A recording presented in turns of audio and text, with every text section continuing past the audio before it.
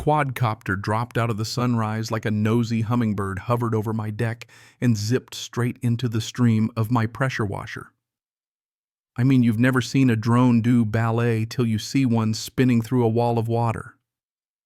It did this soggy little pirouette, clipped the corner of my overpriced stainless grill, then face-planted right into my hydrangeas with this pathetic little electronic whine.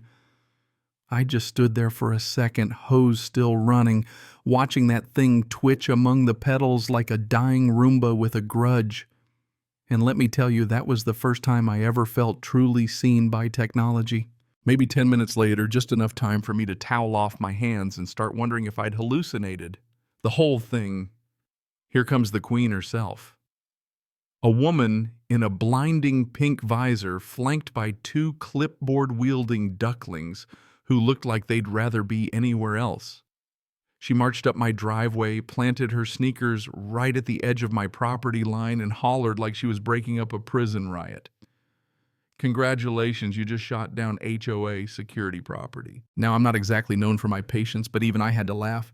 I lowered my pressure washer and, as calmly as you please, told her, "Congratulations yourself, you just filmed my bathroom skylight without permission." Names: sure, I'm Julian Park, 42. Work from home, doing software consulting, pretty much keep to myself out here in Cedar Hollow. You know, the kind of suburb where every mailbox is identical. Every sunset smells like a mix of fertilizer and fear of non-compliance, and stepping even a toe out of line gets you a warning letter before you can blink. Yeah, that's my paradise. My hobbies are simple: bit of gardening, a lot of books, especially about folks who don't live under the reign of HOAs, and minding my own business. The only one in the neighborhood with less chill than me is Denise Crowley.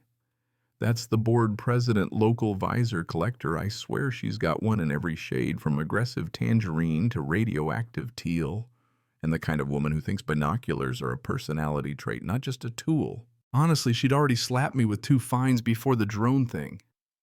First was a wind chime. Apparently it jingled in a non-compliant key, and don't ask me how she measured that. Second was a basil planter on my stoop. Evidently, front yard agriculture is banned unless you're growing exactly 4 pansies in a regulation urn. But this whole drone surveillance business, that was new, and way, way creepier.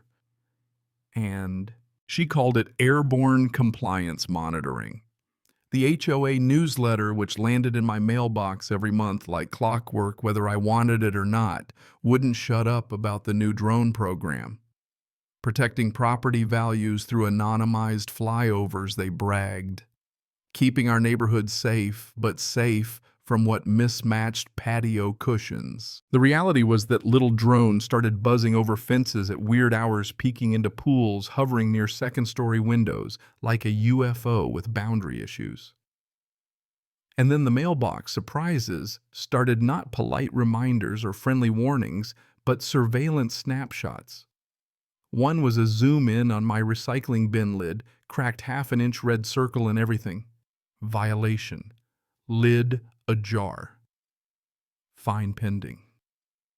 Another was me barefoot at 6 a.m., watering tomatoes. The caption said, "Front yard agriculture unapproved vegetation." Apparently being barefoot was now a monitored offense. That was news to me. And word got around quick like weeds after a summer rain, you know. My neighbor Paula whispered about the dog patrols. Apparently her mutt got photographed without a leash permit. Down the street, someone muttered about sheds with illicit shelving.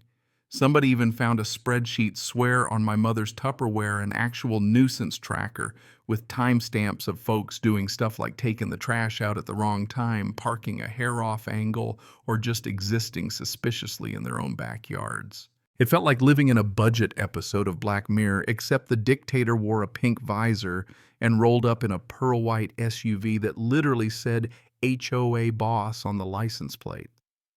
Then came the big one, a letterhead stamped Notice of Destruction of HOA Property, accusing me of hostile engagement with an unmanned compliance craft. That's how she described me, power washing her drone. She wanted $1 and $200 in damages. I almost laughed her off my porch, but Denise, she meant business. She stared me down, visor glinting, and said, "We'll see you in court, Mr. Park." I didn't blink. Just told her, "Bring your flight logs." Then I got a lawyer. See, the advantage of being a boring guy who doesn't blow cash on jet skis is I've got a rainy day fund. Enter Marcus Chen, local legend in property rights and privacy. Discovery started and Denise turned into a world-class staller. She couldn't find records, claimed the drone operator was traveling, swore up and down that the footage was still being compiled. But Marcus, he's got a nose for blood. Then luck, or maybe karma, struck. The drone vendor's cloud storage was wide open, public link and all. My neighbor Paula, bless her, found it after spotting her 8-year-old doing cannonballs in her own pool, filmed from above, his little face clear as day. She shot me the link and wow, jackpot. Hundreds of clips. Families at dinner, people in robes by their windows. Couples talking on patios. All their faces right there. The file names. Stuff like Lot 42, after 10 p.m. South Fence, unapproved paint color, East Alley trash lid violation. And then the smoking gun emails between Denise and the drone operator. Increase altitude, they're noticing us. Get roof angles.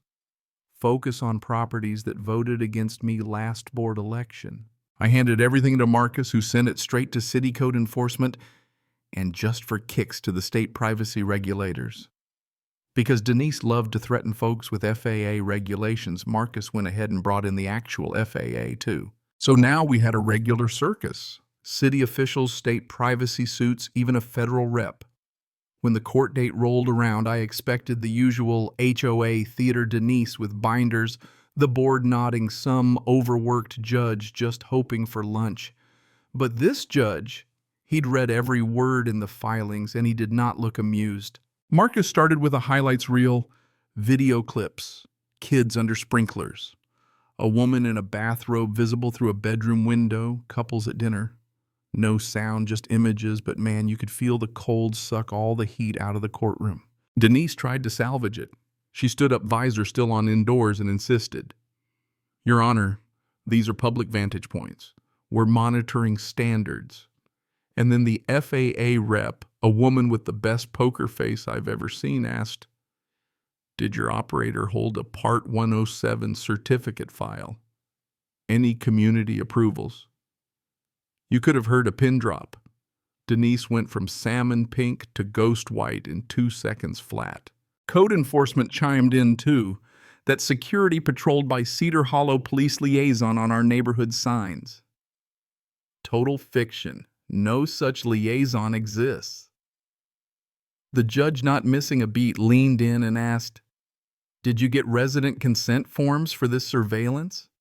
Denise's lawyer looked ready to tunnel out of the building.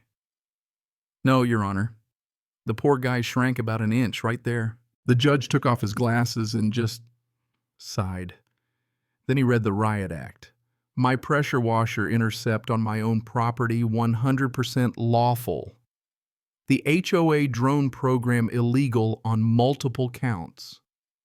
He issued an injunction to stop all drone flights, ordered every last bit of footage destroyed under supervision, and slammed the HOA for unlawful surveillance, fake cop signage, and what he called record-keeping practices that would embarrass a pirate ship. As for damages, oh, you bet. Denise had to stand there while the court rattled off her tab replacement grill, new hydrangeas, my legal fees, and this was the best, a fat sum for invasion of privacy that made her jaw tighten like she'd bitten a lemon. Then the FAA lady stood and, as cool as you please, handed over a formal civil penalty for unlicensed commercial drone ops. The drone itself, which the court had seized, got auctioned to the Middle School Robotics Club for $27 and a tray of brownies. They renamed it Boundaries and only fly it in the gym surrounded by safety cones. And Denise. The judge wasn't done. 3 days after the ruling, the HOA board held an emergency meeting and kicked her off, banned from serving on any board in the whole county for 7 years. Her court-ordered community service. She had to install these huge legally vetted signs at every entrance. No surveillance. Resident privacy respected. She did it under the watchful eye of the same code enforcement officer who kept making her respell jurisdiction on the paperwork. Every resident got a formal apology letter and a hotline for anyone who'd been filmed and wanted to sue. Mine came with a $0 balance and a coupon waiving my wind chime violation. Guess somebody thought they had a sense of humor. I framed both and hung them in my office just above the camera for every Zoom call. And that look on Denise's face when the judge handed down the 7-year ban like someone had just snatched her crown and tossed it in the compost that was worth every ounce of stress, every late night, every cent spent. So here's the thing. How far is too far when it comes to protecting a neighborhood? Where's the line between safety and spying, between order and overreach? I'd love to know what you think. Maybe you've got a story of your own or an opinion about where that line should be. Drop your thoughts below, share your wildest HOA tales, or just tell me, would you want a drone watching your every move? Let's talk about justice, privacy, and what community really means.